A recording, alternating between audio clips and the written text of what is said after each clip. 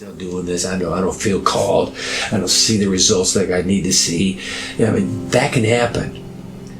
But Romans 11:28. Was it Romans 11:29? Both the gifts and the calling of God are irrevocable.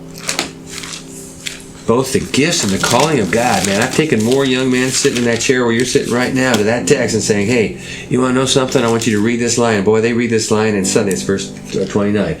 But both the gifts and the calling of God are irrevocable. Man, that means once it's on, he said, I'm not letting go. So, Amen. That's good news. Amen. Because you can really mess up. I've worked with young men who have crashed and burned morally. Just gone. I said, no, I didn't change my mind. If you're willing to turn your life around, you're willing to let me be Lord in your life, I have something for you. I'm not, the gift is irrevocable. I didn't look at you and say, well, I can't think of anything else. Let's have him do this. No, I've watched you. When you were in your mother's belly, Jeremiah says, when I was in my mother's womb, God called me. Paul says, before I was born, God gave me the call to preach. Amen. So God has been planting this call. It's not some surprise to him. That moment in that Balestier Road Church in Singapore was a surprise to me, but not to him. He was working all the way. He said, this is the time, Gabriel.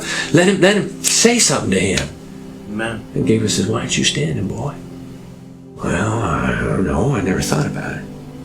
But that's all I wanted you to do, is start thinking. So it's a long answer to a short question. But preaching comes out of a sense of calling. Let me just make that clear. If you're not called, if you do not sense a passion for what God has called you to do, it won't matter. There's no training I can give you. Oh, I can give you some mechanics, and I can, maybe along the way here, we'll talk about some do's and don'ts. But it begins with the fire.